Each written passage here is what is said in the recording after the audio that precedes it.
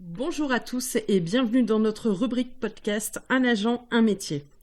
Aujourd'hui, j'ai la chance d'être en présence d'Yves Chamir-Baliacado qui a rejoint nos effectifs le 17 avril 2023. Yves est responsable de stratégie foncière au sein de la direction valorisation et harmonisation du territoire rural et urbain. Bonjour Yves. Bonjour Ludivine. Comment vas-tu ? Ah, je vais bien. Je suis content de te recevoir dans mon bureau. Mais c'est très gentil et je suis très contente que tu aies accepté justement de te prêter au jeu de l'interview. Ah, bienvenue à la maison. Merci. À la maison professionnelle.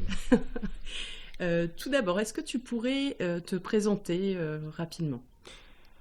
Je suis Yves Chamir-Baliacado, YSB. Vous verrez ça dans les mails, ou si vous avez déjà commencé à lire. Auparavant, j'ai travaillé pendant 31 mois à la mairie de Broye-sur-l'Escaut, qui dépend de l'autre agglomération. Et j'étais en charge de l'urbanisme, du foncier et puis aussi de l'aménagement. Et donc j'ai participé pendant ces 31 mois à l'efficacité des projets d'aménagement du territoire de la commune de Broye-sur-l'Escaut. Et puis, comme vous le savez, et comme tu le sais, chère Ludivine, la vie professionnelle de nos jours ne peut plus être linéaire et que par conséquent, j'ai été en quête où j'avais en tout cas, peut-être pas la soif, mais l'envie d'un nouvel horizon professionnel. Alors, ce qui m'a conduit à la CAPH. Voilà brièvement ce que je peux dire. Ok, très bien. Et du coup, est-ce que tu peux nous en dire un petit peu plus sur le poste là que tu occupes à la Porte du Hainaut ?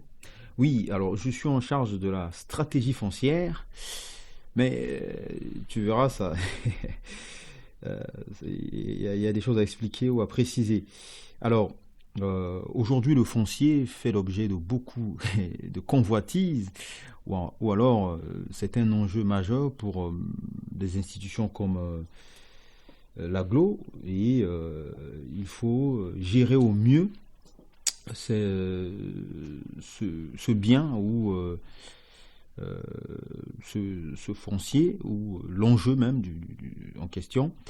Et donc, le service est un service essentiellement support.